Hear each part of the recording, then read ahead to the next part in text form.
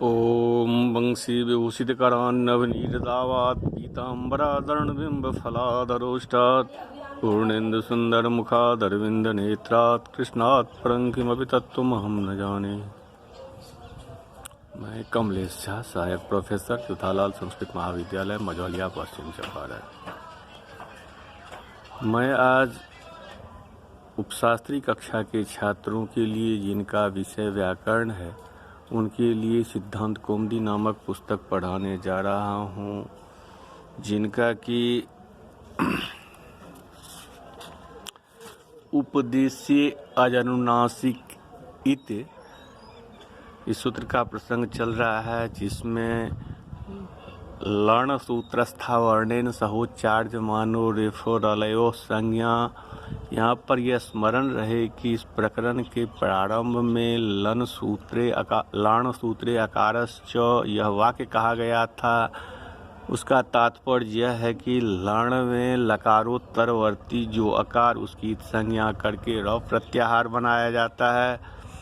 इसी बात को यहाँ पर स्पष्ट किया गया है कि लन सूत्र में पठित अकार के साथ उच्चारित जो रेफ है वह र और ल इन दोनों वर्णों का बोध कराता है, ज्ञान कराता है। अर्थात लकारोत्तरवर्ती अकार की संज्ञा से र प्रत्याहार बनता है और उससे र और ल का ज्ञान किया जाता है। फलतः उरण रफड़ह सूत्र के अनुसार री और रे इन वर्णों के स्थान पर यदि कोई अण अर्थात अ ई उ इन वर्णों में से कोई वर्ण आदेश के रूप में उपस्थित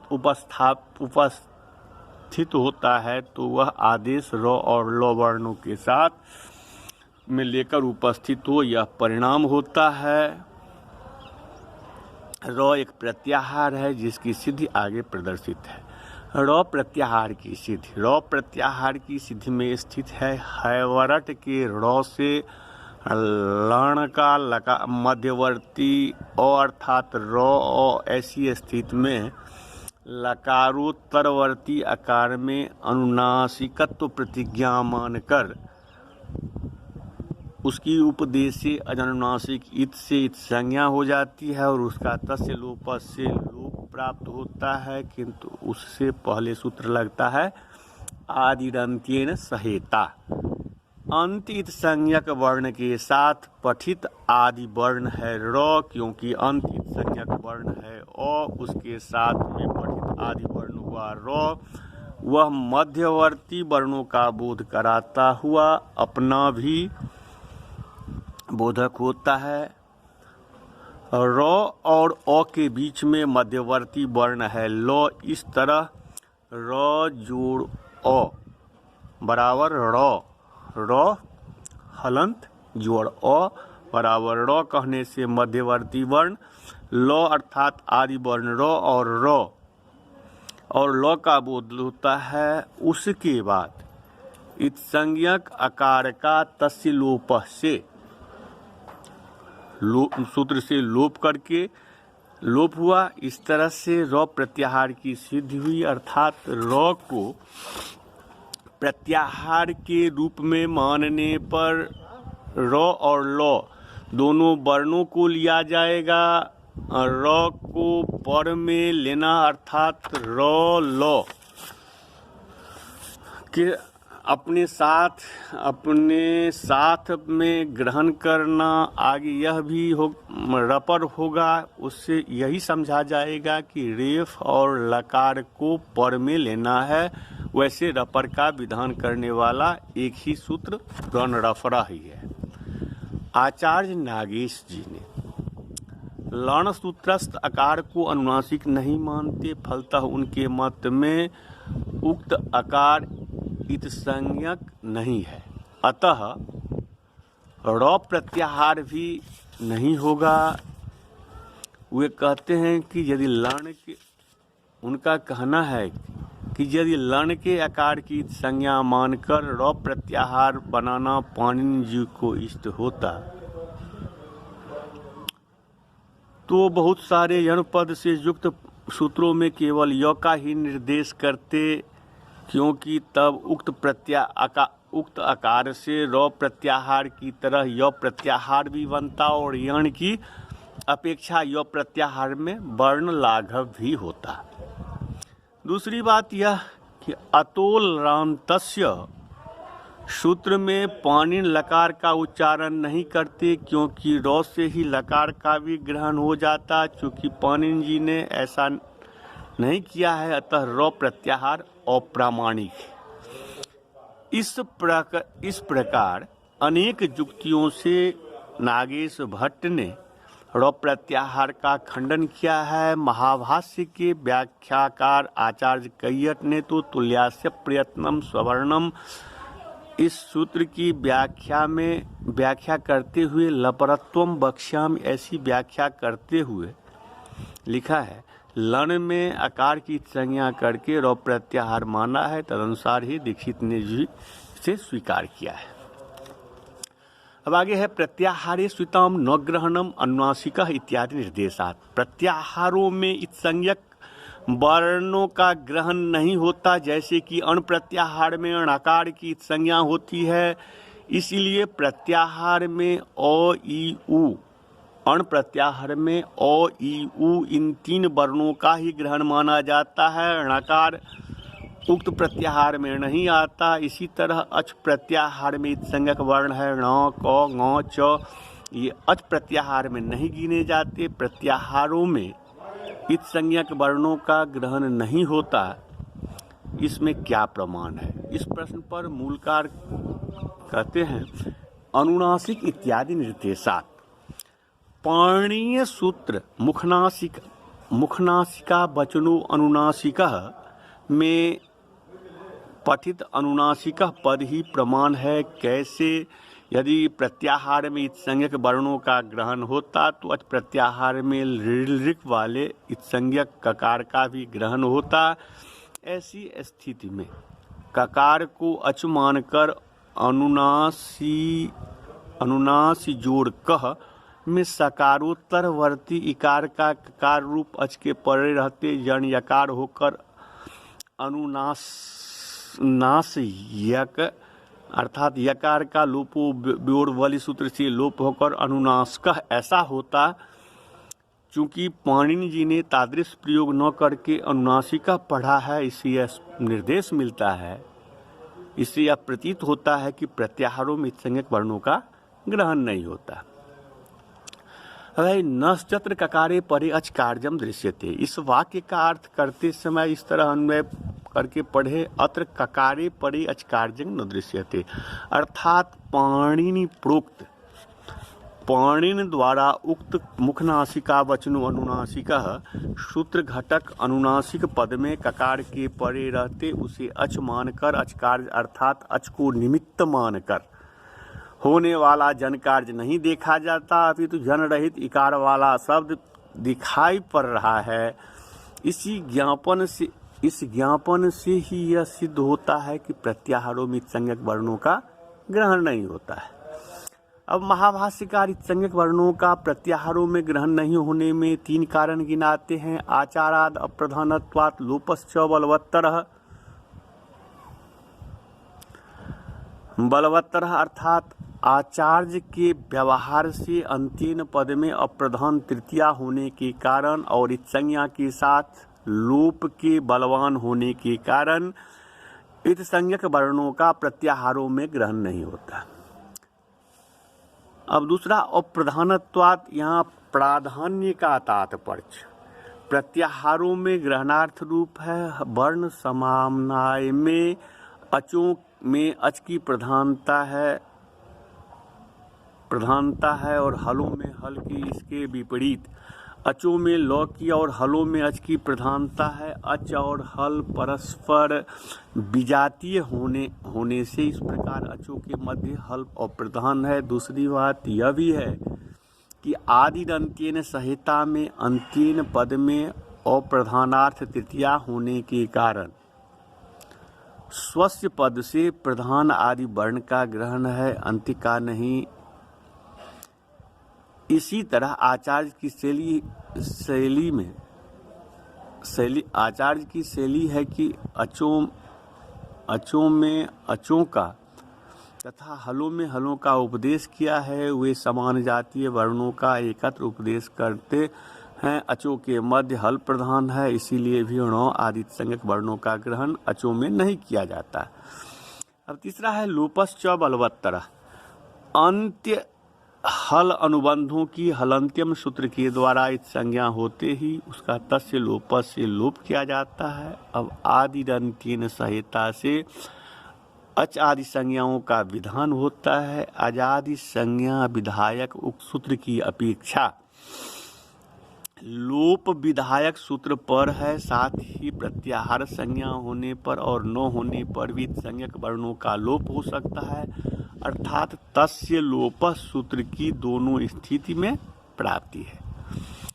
अब कृताकृति प्रसंगी नित्य के अनुसार प्रसंगी नित्य के अनुसार अजादि संज्ञा विधायक सूत्र की अपेक्षा लोप विधायक सूत्र तस्य लोप नित्य है। इसीलिए नित्यत्वात् संज्ञा बनाने से पूर्व ही न इत्यादि अनुबंधों का लोप हो जाता है। लोप होने के बाद तो उसके अदर्शनम होने से उसके प्रत्याहार बोध्यत्व प्राप्त नहीं है।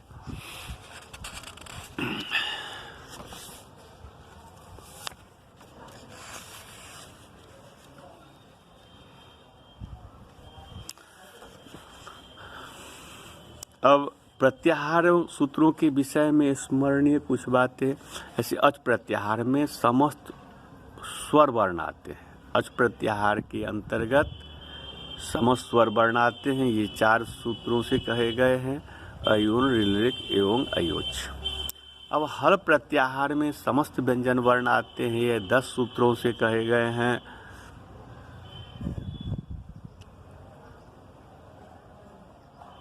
है वरट लण यम गर्णम झवै गर्दस जब गर्दस कफ छठ तचट तव कफय सक्सर हल। ये 10 जो सूत्र हैं वे व्यंजन वर्ण के बोधक हैं।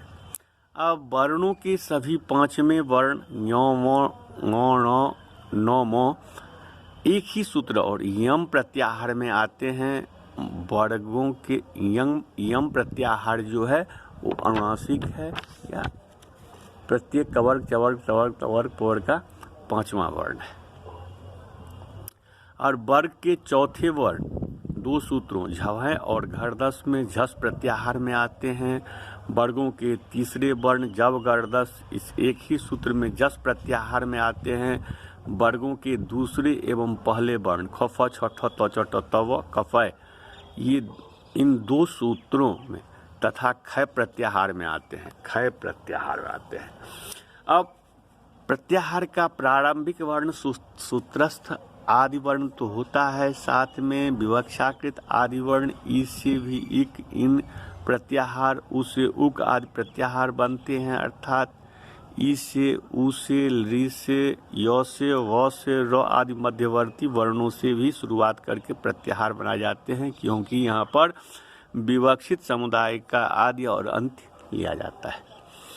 प्रत्याहारों को याद रखने के लिए नीचे प्रचलित एक कारिका दी जा रही है कि एक अस्मान ङय णो वटाह द्वाभ्याम ख त्रिभ्य एव कणमा स्युः ज्ञेयो चयो चतुर्भ्यो रह पंचभ्य श्लोक खड़व्य, अर्थात एक एक निश्चित वर्ण से परे ही ङ य ण व ट अनुबंध लगाकर प्रत्याहार बनाए जाते हैं।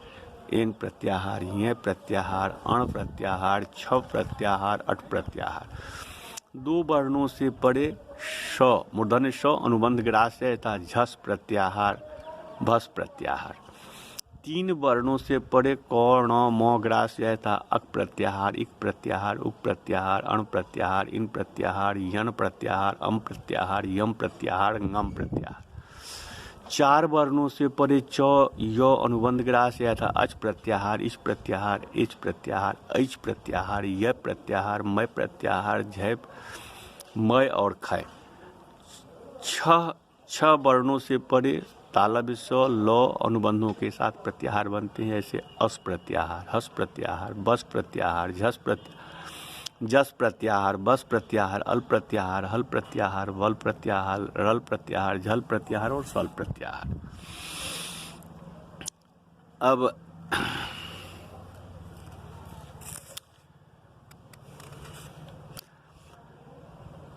प्रत्याहारस्थ वर्ण एवं उदाहरण सूत्र।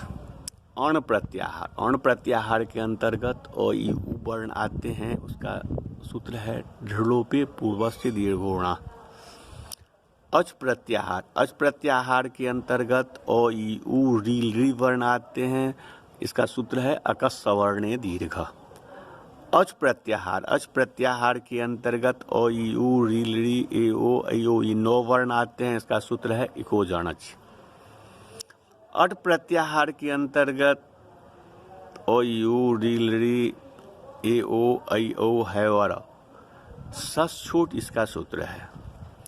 एवं क्रमेण अण प्रत्याहार के लिए अनुदित सवर्ण से चाप प्रत्यय, अम प्रत्याहार के लिए पुमख खज्यम पड़े, अस प्रत्याहार के लिए भो भगो अघो अपूर्व से जोश, अल प्रत्याहार के लिए अलो अंत्यस्य, इक प्रत्याहार के लिए इकोजणच, इच प्रत्याहार के लिए नादिच,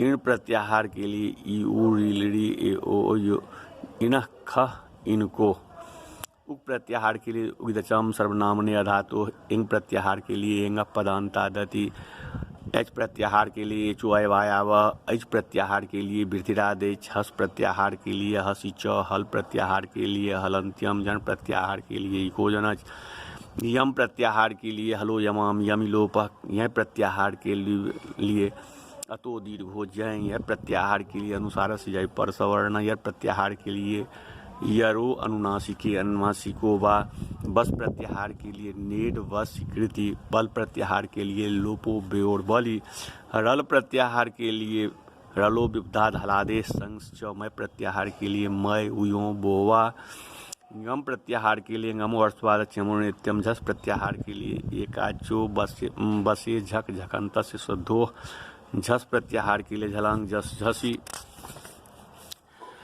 झय प्रत्याहार के लिए झयो होने तरस्याम, झर प्रत्याहार के लिए झरो झरी सवर्णे, झल प्रत्याहार के लिए झलो झली, भस प्रत्याहार के लिए एकाचो बसो भख झखंतस शुद्धो, जस प्रत्याहार के लिए झलांग झस झसी, बस प्रत्याहार के लिए एकाचो बसो भख झखंतस शुद्धो, खय प्रत्याहार के लिए पुमख खज्यम पड़े, खर प्रत्याहार के लिए खरिचो, छप प्रत्याहार के लिए नश्य प्रसान। अब चय प्रत्याहार के लिए चयो द्वितीया सद पौष्करसादि रीतिवाच्यम वार्तिक है यह। चर प्रत्याहार के लिए अभ्यास चर्च, सर प्रत्याहार के लिए सरोचि, सल प्रत्याहार के लिए सल इगुब्धात निटह कसह, यम प्रत्याहार के लिए यमंताड्डह, रल प्रत्याहार के लिए उरन रपड़, र प्रत्याहार के लिए। अब अगला सूत्र है उकालो ह्रस्व दीर्घ पूलुता। उश्चवः भांकाली कालो जस्य स्वचक्रमाद ह्रस्व दीर्घ पुलुत संज्ञा स्यात् स्वप्रत्येकम उदात्तादि भेदेन त्रिधा। उकालो ह्रस्व दीर्घ पूलुता उश्चवः इतरेतर जोग द्वंद्वः बांकाल इव उकाल इति फलितार्थ कथनम उकाल इव कालो जस्येति उकालः इति विग्रह सप्तम्युपमान पूर्व पदस्य बहुव्रीहि वाच्योवाचोत्तर पद लोपः वार्तिक के द्वारा बहुव्रीहि समास और द्वितीय काल शब्द का लोप होकर उकालः बना है। अब ह्रस्वश्च दीर्घश्च प्लुतश्च तेखांग समाहार द्वंद्वः ह्रस्व दीर्घ प्लुतः सौत्रम पुंस्त्वम समाहार द्वंद्व होने के कारण नपुंसक लिंग ही होना चाहिए, किंतु सूत्र में पाणिनि ने कहीं कहीं ऐसा नहीं किया है, अतः सूत्रत्वात् पुल्लिंग मान लिया जाता है। समाहार द्वंद्व होने पर सूत्रों से अन्यत्र ऐसी जगहों पर पुल्लिंग नहीं हो सकता, नपुंसक लिंग ही होता है। इतरेतर जोग द्वंद्व मानने पर तो सौत्र एक वचन माना जाएगा। वैसे यहाँ इतरेतर जोग द्वंद्व मानकर सूत्र एक वचन की कल्पना करना उचित नहीं है, क्योंकि वैसा करने पर बहुश बहुवचनम का वाद करना पड़ता। परंतु सूत्रत्वात् पुल्लिंग मानने पर ही लिंगम अशिष्यम लोकाश्रयत्वात् लिंगस्य के नियम से किसी के बाद होने की आवश्यकता ही नहीं है। अतः समाहार द्वंद्व करके सूत्र पुल्लिंग मानना ही उचित प्रतीत होता है।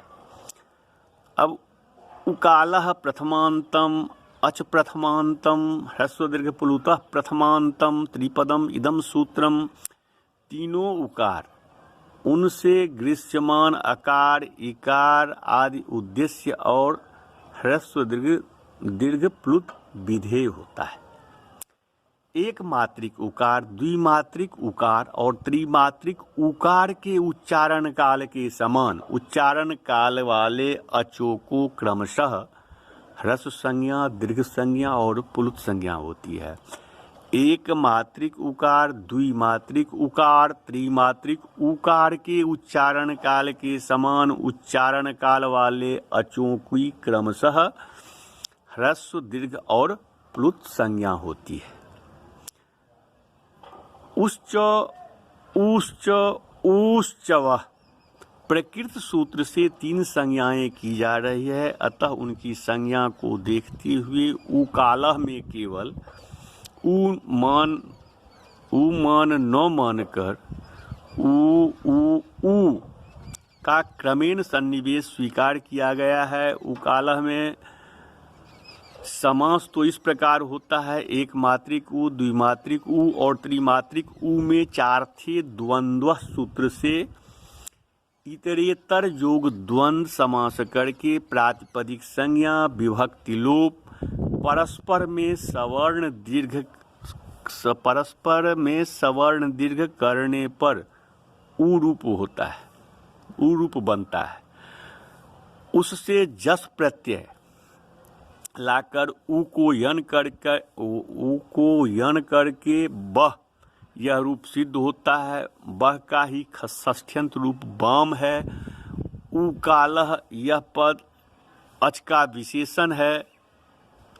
उसी को बताने के लिए मूल में बांग काल इव कालो जस्य ऐसा विग्रह करना चाहिए। यहाँ पर काल सदृश, यहाँ काल शब्द लक्षणावृत्ति से, यहाँ पर काल शब्द लक्षणावृत्ति से मात्रावाची है। अतः उकाल तीनों उकारों का जो उच्चारण काल सदृश, उच्चारण में लगने वाला समय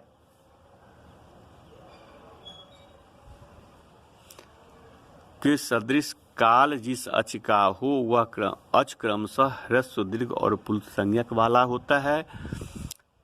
प्रकृत सूत्र में ह्रस्व, दीर्घ, प्लुत ये तीनों संज्ञाएं किसी भी स्वर वर्ण के उच्चारण करने में प्रयुक्त सीमित मात्रा काल की एक प्रकार से मापक है। स्वरों के ह्रस्व, दीर्घ और प्लुत ये तीनों भेदों के यथार्थ मापक उ है। अतः इन तीन वर्णों के प्रत्येक स्वर वर्ण का ह्रस्व, दीर्घ और प्लुत के रूप में निर्धारित किया जाता है। इस प्रकार सूत्र के उकाल पद के अवयव काल शब्द के साथ तीनों प्रकार के उकार का संबंध होने से उकाल से एक मात्रिक, उकाल से द्विमात्रिक और उकाल से त्रिमात्रिक का बोध होता है।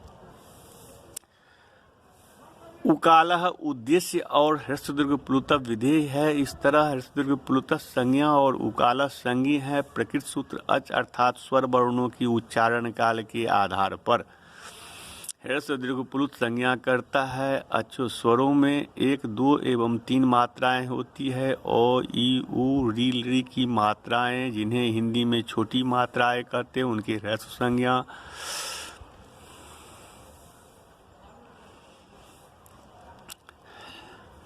इस सूत्र के द्वारा प्रत्येक अच की ह्रस्व, दीर्घ और प्लुत संज्ञा करके अचरों को 3-3 भेद किए गए हैं। इस प्रकार से अच प्रत्याहार के प्रायः प्रत्येक वर्ण में 3-3 प्रकार के हुए, ह्रस्व अच, दीर्घ अच और प्लुत अच।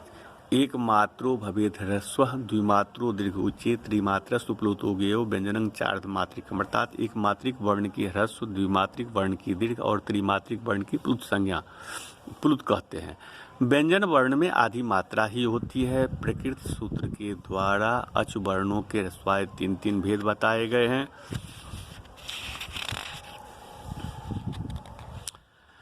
सौ प्रत्येकम उदात्तादि भेदेन त्रिधा, वह 3 प्रकार का अच प्रत्येक करके अलग अलग करके उदात्त, अनुदात्त और स्वरित के भेद से 3 प्रकार के होता है। उदात्त, अनुदात्त और स्वरित संज्ञाएं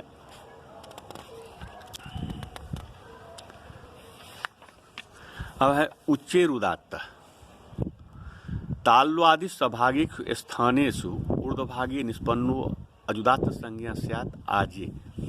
उच्चेर उदात्त, उच्चै अव्यय पदम उदात्त प्रथमांतम द्विपदम इदम सूत्रम। इस सूत्र में उकालो ह्रस्व दीर्घ पुलुतः से अच की अनुवृत्ति आती है, अर्थात मुख के भीतर कंठ, तालु आदि समान भाग वाले स्थानों के ऊपरी भाग से उच्चारित अच की उदात्त संज्ञा होती है। मुख के भीतर कंठ, तालु आदि समान भाग वाले स्थानों के ऊपरी भाग से उच्चारित अच की उदात्त संज्ञा होती है।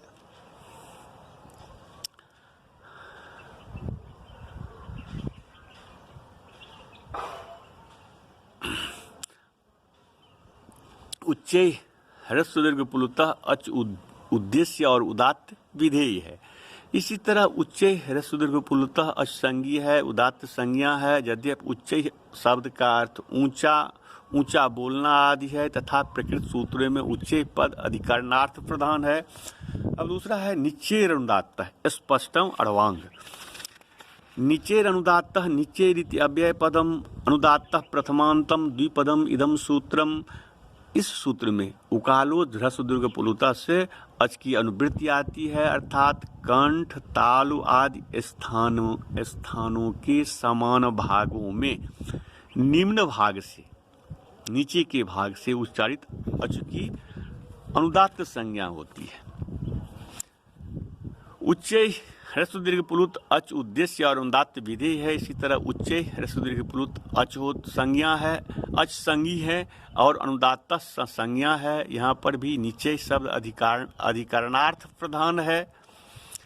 अब आगे है जो समाहार स्वरित। उदात्तत्वा अनुदात्तत्वे वर्ण धर्मौ समाह्रियेते जस्मिन् सोऽच सरित संज्ञा स्यात्। समाहार स्वरित समाह्रियते जस्मिन, अर्थात समाहरणम विग्रह करके समाहार शब्द निष्पन्न होता है। स्वर विशेष संजातो अस्य स्वरितः समाहार प्रथमांतम स्वरितः प्रथमांतम द्विपदम इदम सूत्रम। इस सूत्र में उकालो ह्रस्व दीर्घ पुलुतः से अच की अनुवृत्ति आती है, अर्थात जिस अच में उदात्तत्व और अनुदात्तत्व ये दोनों वर्ण धर्म एकत्र अर्थात बराबर रूप में विद्यमान रहे, ऐसे अच की स्वरित संज्ञा होती है। क्व बोस्वाह में क्व यह स्वरितत्व से युक्त आकार है, अर्थात सम जोड़ आ इति उपसर्ग द्वयपूर्वक ह्रीहरणे धातु से अधिकरण में घय प्रत्यय होने पर ऋकार की वृद्धि होकर समाहार शब्द बनता है। यह साकांक्ष शब्द है। किसका समाहार? यह जिज्ञासा होने पर प्रत्यासत्या प्रसंग प्राप्त होने से उदात्तत्व और अनुदात्तत्व का समाहार समझा जाता है। यहाँ पर उदात्तत्व और अनुदात्तत्व पद धर्म प्रधान है। इन्हें षष्ठी विभक्ति में विपरिणाम करके उदात्तत्वानुदात्तत्वयोः समाहारः अर्थात मेलनम जस्मिन अच सौ समाहारः ऐसी योजना की जाती है। उदात्तत्व और अनुदात्तत्व वर्णों के धर्म का जिस अच में समावेश हो या मेल हो वह अच स्वरित होगा।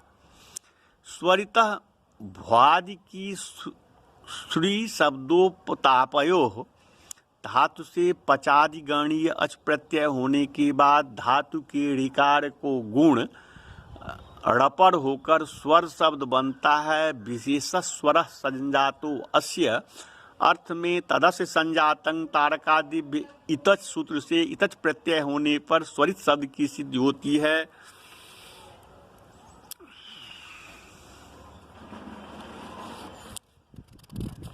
इस प्रकार से आज के पाठ को यही विराम दिया जाता है। नमस्कार।